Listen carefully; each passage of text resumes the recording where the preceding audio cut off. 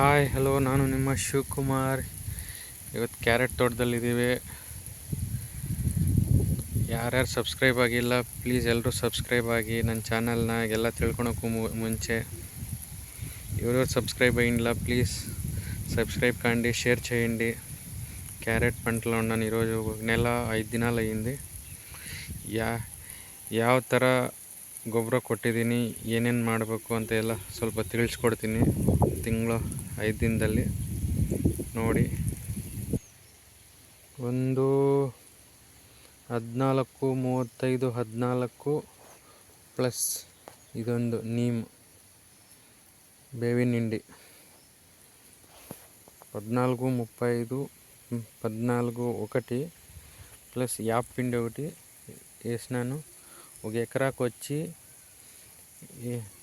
యాపిండి 2 బ్యాగులు, ఇది 14, 35, 14 2 బ్యాగులు వేసినాము. ఇది 2 ಬ್ಯಾಗ್ ಹಾಕಿದ್ದೀನಿ. 14, 35, 14 ಇದು 2 ಬ್ಯಾಗು, ಬೇವಿನ ಹಿಂಡಿ 2 ಬ್ಯಾಗ್ ಹಾಕಿದ್ದೀನಿ. ಹಾಕಿ ಇದು ಡೆವಲಪ್ಮೆಂಟು ಪ್ಲಸ್ ಇದು ನೀಮು ಏನು ಹುಳ ಗಿಳ ಏನು ಆಡ್ದಿರ ಸ್ವಲ್ಪ ಯೂಸ್ ಮಾಡಿದ್ದೀವಿ.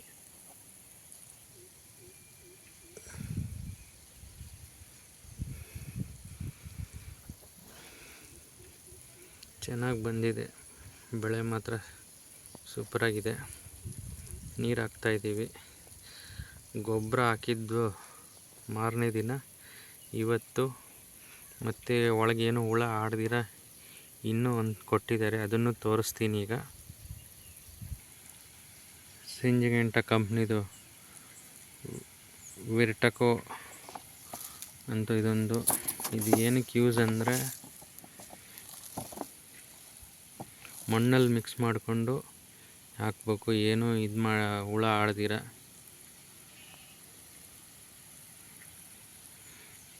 ಕೊಟ್ಟಿದ್ದಾರೆ ನೋಡಿ. ಇದು ವಿರಾಟ್ಕೋನ ಮಣ್ಣಲ್ಲಿ ಮಿಕ್ಸ್ ಮಾಡ್ಕೊಂಡು ಹಾಕಬೇಕು.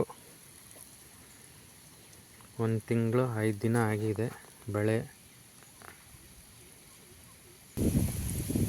ಈ ವಿರಾಟ್ಕೋ ಮೆಡಿಸಿನ್ನ ಫುಲ್ ನೀರಾಗಿ ಚೆನ್ನಾಗಿ ಕಟ್ಬಿಟ್ಟು ಆಮೇಲೆ ಚೆಲ್ಲಿ, ಆಮೇಲೆ ಒಂದು 5 ನಿಮಿಷ ಜಾಸ್ತಿ ಹಾಕ್ಬಾರ್ದು, ಒಳ್ಳೆ ರಿಸಲ್ಟ್ ಬರುತ್ತೆ ಅಂತ ಹೇಳಿದ್ದಾರೆ. ನೋಡೋಣ. ಆಮೇಲೆ ಕ್ರಾಪ್ ಇನ್ನೊಂದು 10 ಡೇಸ್ ಇಲ್ಲ 15 ಡೇಸ್ ಬಿಟ್ಕೊಂಡು ಇದ್ರ ಬಗ್ಗೆ ಇನ್ನೂ ಒಂದು ವಿಡಿಯೋ ಮಾಡ್ತೀನಿ, ಫುಲ್ ವಿಡಿಯೋ ಮಾಡ್ತೀನಿ. ಇವತ್ತು ಏನೇನು ಗೊಬ್ಬರ ಯೂಸ್ ಮಾಡಿದ್ದೀವಿ ಅಂತ ಹೇಳಿದ್ದೀನಿ. ನೋಡೋಣ.